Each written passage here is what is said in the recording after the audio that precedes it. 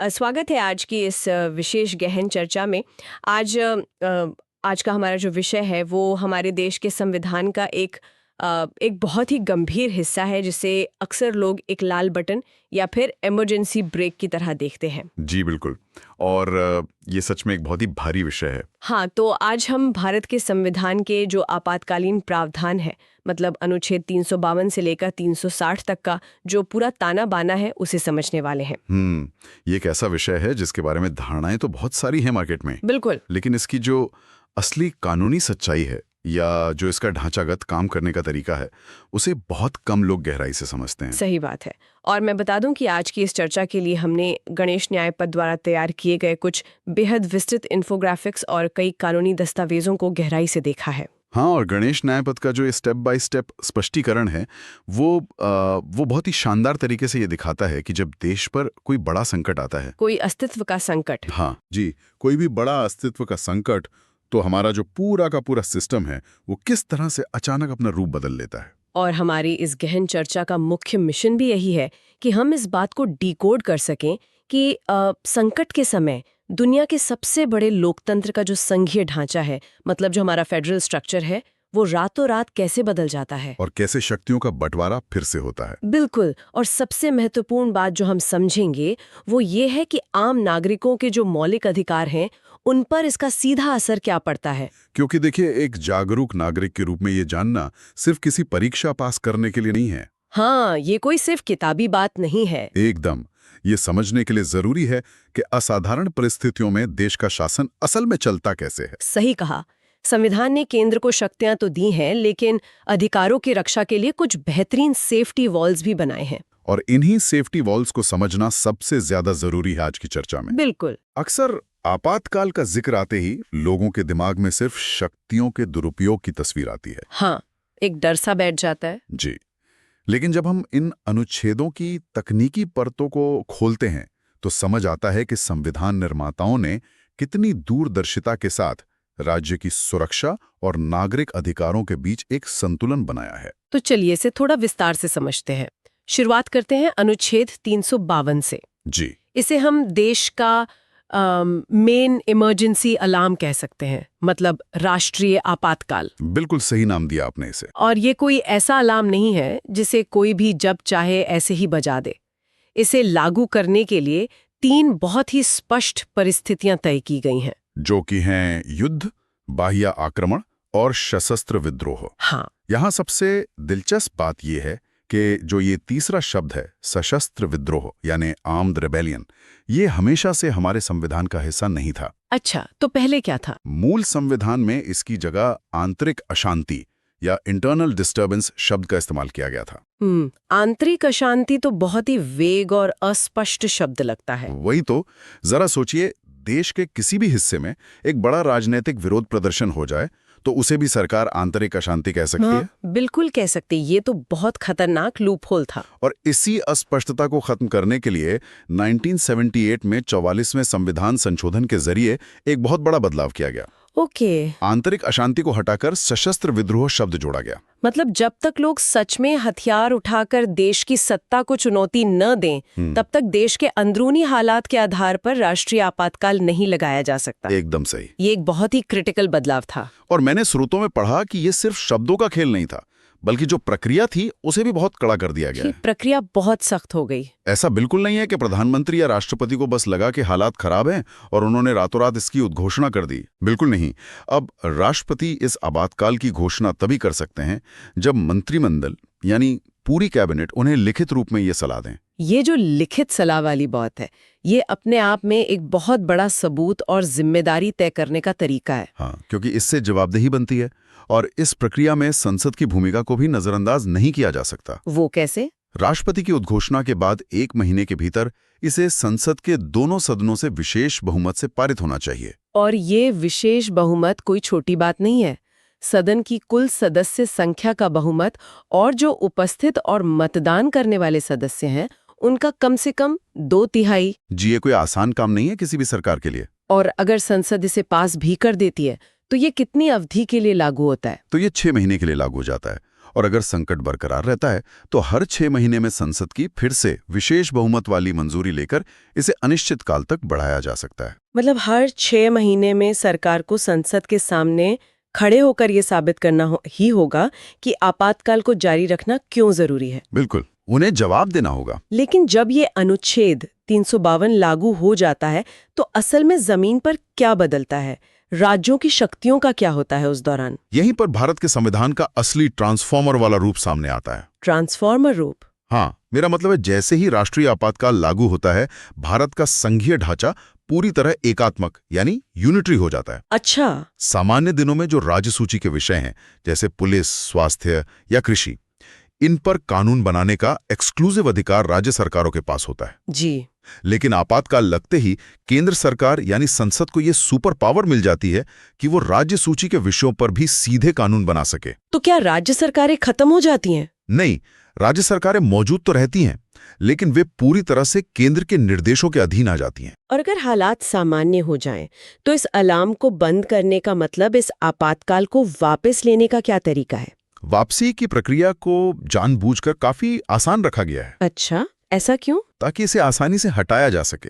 राष्ट्रपति किसी भी समय एक नई उद्घोषणा के जरिए इसे वापस ले सकते हैं।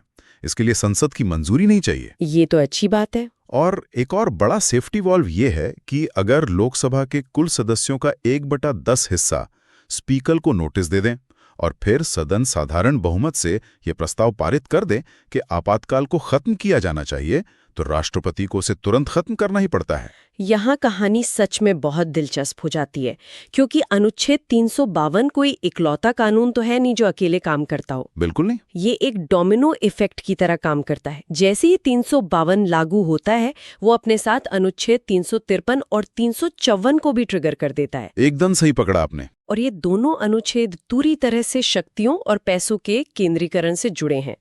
अनुच्छेद 353 साफ तौर पर बताता है कि आपातकाल के दौरान केंद्र का राज्यों पर कैसा नियंत्रण होगा। जी, अनुच्छेद 353 के तहत संघ की जो कार्यकारी शक्ति है, उसका इतना ज्यादा विस्तार हो जाता है कि वो किसी भी राज्य को ये निर्देश दे सकती है कि उसे अपनी कार्यकारी शक्ति का इस्तेमाल कैसे करना है। जबकि सामान्य स्थिति में केंद्र केवल कुछ गिने चुने मामलों में ही राज्यों को निर्देश दे सकता है। हाँ, लेकिन आपातकाल में केंद्र राज्यों को हर मामले में डिक्टेट कर सकता है। गणेश न्याय पथ के विश्लेषण में एक बहुत ही हैरान करने वाला बिंदु सामने आता है। हम अक्सर सोचते हैं कि अगर आपातकाल सिर्फ देश के किसी एक हिस्से, मान लीजिए उत्तर पूर्वी राज्य या पश्चिमी सीमा पर लगा है, तो संसद सिर्फ वहीं के लिए राज्य सूची पर कानून बनाएगी। जी, ये एक बहुत आम गलतफहमी है। लेकिन ऐसा बिल्कुल नहीं है। अनुच्छेद 353 ये शक्ति देता है कि अगर संसद को लगता है कि संकट से निपटने के लिए देश के किसी अन्य हिस्से में भी कोई विशेष कानून लागू करना जरूरी है, तो वो उन राज्यों के लिए भी कानून बना सकती है जहां आपातकाल लागू ही नहीं है। इसे हम एक बहुत ही आसान उदाहरण से समझ सकते हैं। बताइए। मान लीजिए देश के एक हिस्से में बॉर्डर पर युद्ध चल रहा है। अब वहां रसद सामग्री और रसद पहुंचाने के लिए दक्षिण भारत के किसी राज्य के कारखानों या ट्रांसपोर्ट सिस्टम को नियंत्रित करने की जरूरत पड़ गई, जहां कोई आपातकाल नहीं लगा है। हाँ, समझ रही हूँ। तो अनुच्छेद 353 केंद्र को ये अधिकार देता है कि वो उस दक्षिणी राज्य के लिए भी सीधा कानून बना दे। ये तो सच में बहुत बड़ी पावर है। लेकिन ये याद रखना जरूरी है कि संसद द्वारा राज्य सूची पर बनाए गए ऐसे कानून हमेशा के लिए नहीं होते हैं। उनकी कोई एक्सपायरी डेट होती है। जी, आपातकाल खत्म होने के ठीक 6 महीने बाद ये कानून अपने आप अप्रभावी हो जाते हैं। चलिए, शक्तियों की बात तो हो गई, लेकिन कोई भी युद्ध या संकट बिना पैसों के तो नहीं लड़ा जा सकता। बिल्कुल, पैसा तो सबसे जरूरी है। यहीं पर अनुच्छेद 354 आता है, जो राजस्व वितरण यानी टैक्स के बंटवारे में संशोधन की बात करता है। अगर हम इसे व्यापक संदर्भ में देखें तो संकट के समय देश को तुरंत बड़े फैसलों और संसाधनों को एक ही जगह केंद्रित करने की जरूरत होती है। हाँ। अनुच्छेद 354 असल में वित्त आयोग की सिफारिशों को कुछ समय के लिए किनारे कर देता है। अच्छा, कैसे?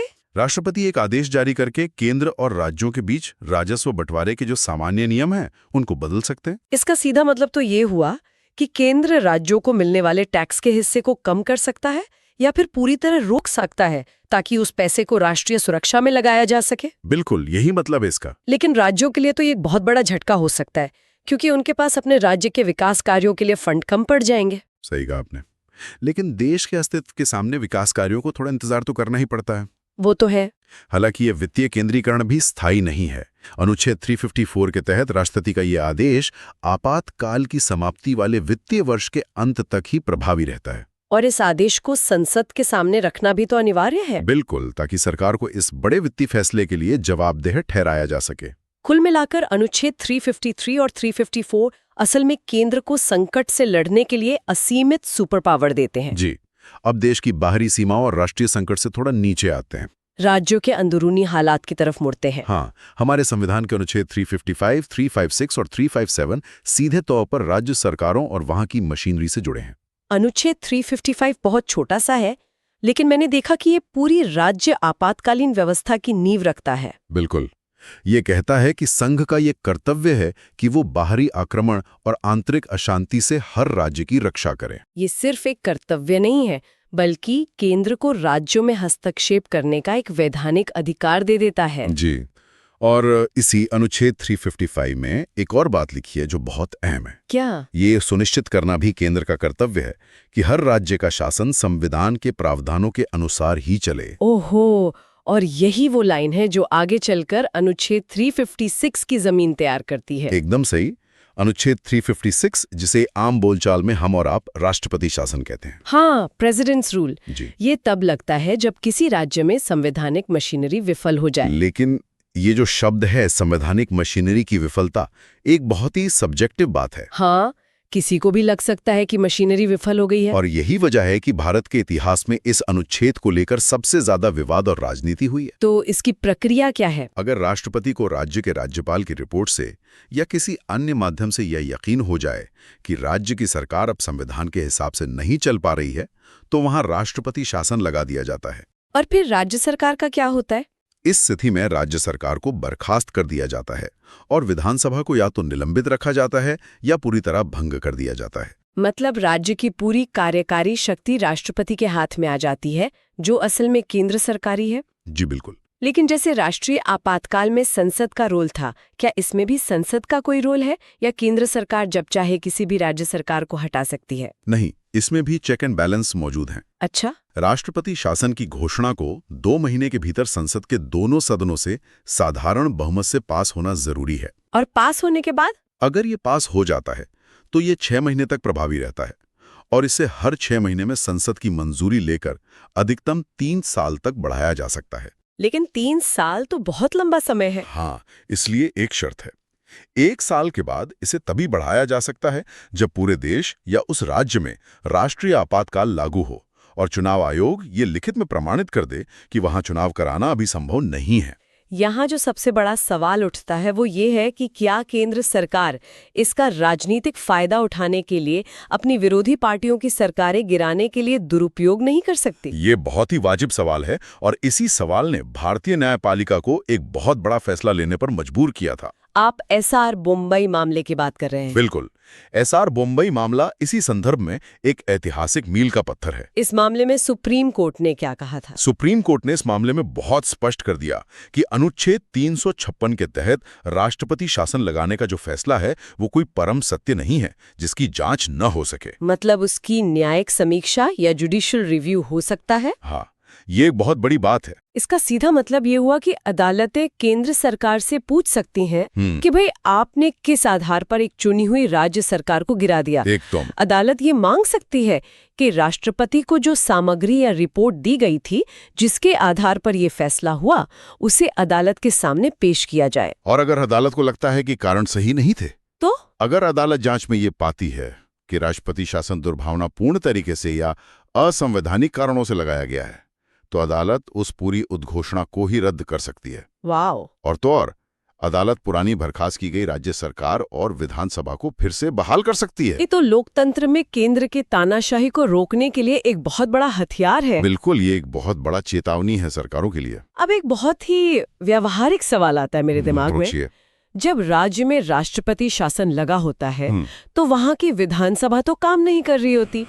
ऐसे में उस राज्य के लिए रोजमर्रा के जो कानून है वो कौन बनाता है? इसका जवाब हमें संविधान के अनुच्छेद 357 में मिलता है। वो क्या कहता है? जब 356 लागू हो तो संसद राज्य की कानून बनाने की शक्ति खुद इस्तेमाल कर सकती है, या फिर वो ये शक्ति सीधे राष्ट्रपति को सौंप सकती है। और व्यवहार में संसद ये शक्ति राष्ट्रपति को ही सौंप देती होगी। हाँ, और राष्ट्रपति आगे किसी अन्य प्राधिकारी के जरिए उन कानूनों को लागू करवाते हैं। इन कानूनी दस्तावेजों में एक बहुत ही रोचक तथ्य दिया गया था जो मुझे बहुत दिलचस्प लगा। कौन सा? आमतौर पर हम सोच सकते हैं कि जब राष्ट्रपति शासन खत्म होगा तो उस दौरान बनाए गए सारे कानून भी अपने आप उसी दिन खत्म हो जाएंगे। जी, ये सोचना बहुत स्वाभाविक है। लेकिन अनुच्छेद 357 ऐसा नहीं होने देता। बिल्कुल। राष्ट्रपति शासन के दौरान बनाए गए कानून राष्ट्रपति शासन खत्म होने के बाद भी पूरी तरह प्रभावी रहते हैं। और वे तब तक लागू रहते हैं जब तक कि वहां की जो नई चुनी हुई राज्य विधानसभा है वो वापस आकर उन पर बहस ना करे और उन्हें खुद बदल या निरस्त ना कर दे। तो ये प्रावधान असल में राज्य में कानूनी स्थिरता या लीगल स्टेबिलिटी बनाए रखने के लिए रखा गया है। बिल्कुल। अचानक से सारे पुराने कानून रद्द होने से राज्य प्रशासन में एक शून्यता पैदा हो सकती है जो किसी भी व्यवस्था के लिए खतरनाक है। तो इन सब का असल मतलब क्या है? जब राष्ट्रीय आपातकाल लगता है, केंद्र को सारी शक्तियां मिल जाती हैं, राज्य सरकारें केंद्र के हिसाब से चलने लगती हैं। जी। लेकिन इस पूरे बड़े शक्ति प्रदर्शन के बीच एक आम इंसान का क्या होता है? देश के नागरिकों के अधिकारों का क्या होता है? ये इस पूरी चर्चा का मैं कहूँगा सबसे ज्यादा संवेदनशील और जरूरी हिस्सा है। नागरिक और उनके मौलिक अधिकार, जिनका सीधा संबंध अनुच्छेद 358 और 359 से है। ये हिस्सा सीधे तौर पर आम लोगों के जीवन को प्रभावित करता है। अनुच्छेद 358 और 359 दोनों ही आपातकाल के दौरान मौलिक अधिकारों के निलंबन की बात करते हैं। लेकिन मैंने पढ़ा कि दोनों के काम करने का तरीका बिल्कुल अलग है। बहुत अलग है। अनुच्छेद 358 पूरी तरह से अनुच्छेद 19 पर केंद्रित है, जो हमें 6 स्वतंत्रताएं देता है। जी। जैसे ही युद्ध या बाहरी आक्रमण के आधार पर देश में राष्ट्रीय आपातकाल की उद्घोषणा होती है, अनुच्छेद 358 स्वतः ही बिना किसी अलग आदेश के लागू हो जाता है। और इसके स्वतः लागू होने का मतलब है कि संविधान के अनुच्छेद 19 में दी गई जो 6 मौलिक स्वतंत्रताएं हैं, जैसे बोलने की आज़ादी, शांतिपूर्ण ढंग से इकट्ठा होने की आज़ादी, देश में कहीं भी घूमने या बसने की आज़ादी, ये सब निलंबित हो जाती हैं। बिल्कुल। राज्य ऐसे कानून बना सकता है या ऐसे कदम उठा सकता है जो इन स्वतंत्रताओं के सीधे खिलाफ हों। और कोई भी नागरिक उन्हें अदालत में चुनौती भी नहीं दे सकता। नहीं दे सकता। लेकिन यहाँ एक बहुत ही महत्वपूर्ण शर्त है जो अक्सर लोग भूल जाते हैं। कौन सी शर्त? अनुच्छेद 19 का ये जो स्वतः निलंबन है, ये केवल और केवल तभी होता है जब आपातकाल युद्ध या बाहरी आक्रमण के कारण लगा हो। अच्छा। अगर आपातकाल सशस्त्र विद्रोह के आधार पर लगा है तो अनुच्छेद 19 निलंबित नहीं होता है। ये भी उसी 44वें संशोधन का ही कमाल है ना। बिल्कुल। ये सुनिश्चित करता है कि देश के अंदरूनी हालात खराब होने पर लोगों की बोलने या विरोध करने की आजादी पूरी तरह से ना छिन जाए। ये बहुत जरूरी सेफ्टी वाल्व है। अब आते हैं अनुच्छेद 359 पर। अगर 358 सिर्फ अनुच्छेद 19 की बात करता है तो हमारे जो बाकी मौलिक अधिकार है उनका क्या होता है? अनुच्छेद 359 बाकी सभी मौलिक अधिकारों से जुड़ा है, लेकिन ध्यान देने वाली बात यह है कि ये खुद किसी भी अधिकार को निलंबित नहीं करता। तो फिर ये करता क्या है? ये केवल राष्ट्रपति को ये अधिकार देता है कि वे एक अलग से आदेश जारी करके संविधान के भाग 3 के तहत दिए गए अन्य मौलिक अधिकारों के प्रवर्तन यानी एनफोर्समेंट को निलंबित कर दें। आसान भाषा में इसका मतलब ये हुआ कि अधिकार तो संविधान की किताब में अपनी जगह पर रहते हैं, वे खत्म नहीं होते। हाँ, अधिकार वही हैं। लेकिन जब तक आपातकाल लागू है तब तक कोई भी नागरिक उन अधिकारों को लागू करवाने के लिए या अगर उनका उल्लंघन होता है तो उसकी शिकायत लेकर सीधे सुप्रीम कोर्ट या हाई कोर्ट का दरवाजा नहीं खटखटा सकता। एकदम सही। अदालतें उस दौरान इन मामलों की सुनवाई नहीं कर सकती। तो इससे एक बहुत ही डराने वाला सवाल उठता है। जी बताइए। क्या इसका मतलब ये है कि आपातकाल के दौरान नागरिक पूरी तरह से राज्य की दया पर निर्भर हो जाते हैं? क्या राज्य के पास किसी को भी मनमाने ढंग से जेल में डालने या जान से मारने की छूट मिल जाती है? यहीं पर भारतीय संविधान की असली खूबसूरती और एक बार फिर 44वें संविधान संशोधन का जादू दिखाई देता है। तो इसका जवाब ना है। इसका जवाब है बिल्कुल नहीं। हाँ। 44वें संशोधन ने यह पक्के तौर पर तय कर दिया कि चाहे देश में कैसा भी आपातकाल हो, कितना भी बड़ा युद्ध क्यों न चल रहा हो, जी, राष्ट्रपति का कोई भी आदेश अनुच्छेद 20 और अनुच्छेद 21 को कभी भी निलंबित नहीं कर सकता। और अनुच्छेद 20 किसी भी व्यक्ति को अपराधों के लिए दोष सिद्धि के संबंध में संरक्षण देता है। जी, और अनुच्छेद 21 हर व्यक्ति के प्राण और दैहिक स्वतंत्रता का संरक्षण करता है, यानी सीधे शब्दों में जीवन का अधिकार। ये तो एक बहुत ही शक्तिशाली गारंटी है हर नागरिक के लिए। बिल्कुल। इसका सीधा मतलब ये है कि आपातकाल के दौरान भी सरकार या पुलिस किसी भी नागरिक को बिना किसी उचित कानूनी प्रक्रिया के न तो उसकी जान से वंचित कर सकती है और ना ही उसकी निजी स्वतंत्रता से। अगर किसी को गिरफ्तार भी किया जाता है तो उसे कानूनी प्रक्रिया का पालन करना ही होगा। हाँ, आपातकाल राज्यों को निरंकुश हत्यारा बनने की छूट नहीं देता। ये संशोधन असल में ये साबित करता है कि राज्य की सुरक्षा कितनी भी जरूरी क्यों ना हो, वो किसी भी इंसान के बुनियादी जीवन के अधिकार से ऊपर नहीं हो सकती। एकदम सही बात है। अधिकारों की इस अहम चर्चा के बाद अब हम अपने इस गहन अध्ययन के अंतिम और एक बहुत ही अनोखे हिस्से पर आते हैं। जी, अनुच्छेद 360। हाँ, वित्तीय आपातकाल। ये युद्ध या विद्रोह से नहीं बल्कि सीधे तौर पर पैसे और हमारी अर्थव्यवस्था से जुड़ा है। और अर्थव्यवस्था किसी भी देश की रीढ़ होती है। बिल्कुल। जब राष्ट्रपति को ये समाधान हो जाए कि ऐसी स्थिति उत्पन्न हो गई है जिससे भारत या उसके किसी क्षेत्र की वित्तीय स्थिरता या साख को भारी खतरा है, तो वो वित्तीय आपातकाल की घोषणा कर सकते हैं। इसकी प्रक्रिया भी बाकी आपातकालों की तरह ही है क्या? लगभग वैसी ही है। घोषणा के 2 महीने के भीतर संसद के दोनों सदनों से इसे मंजूरी मिलनी चाहिए। और उसके बाद? लेकिन एक बार जब ये पास हो जाता है तो इसमें वो 6 महीने वाली कोई सीमा नहीं है। अच्छा, मतलब ये अनिश्चित काल तक चल सकता है। जी, ये तब तक अनिश्चित काल तक जारी रह सकता है जब तक कि राष्ट्रपति खुद एक नया आदेश निकालकर इसे वापस ना ले लें। और जब ये वित्तीय आपातकाल लागू होता है तो इसके प्रभाव अर्थव्यवस्था के लिए बहुत कड़े होते हैं। बहुत कड़े। केंद्र सरकार राज्यों को वित्तीय मामलों में सीधे निर्देश दे सकती है कि उन्हें अपना बजट कैसे चलाना है। और राज्यों की विधानसभाओं द्वारा पास किए गए जो धन विधेयक यानी मनी बिल्स होते हैं, उनको राष्ट्रपति के विचार के लिए आरक्षित किया जा सकता है। जी, और सबसे हैरान करने वाली बात जो हमने इन दस्तावेजों में देखी है वो ये है कि इस दौरान राज्य या केंद्र में काम करने वाले सभी सरकारी कर्मचारियों के वेतन और भत्तों में कटौती की जा सकती है। और मैंने पढ़ा कि इसमें कोई अपवाद नहीं है। कोई भी नहीं।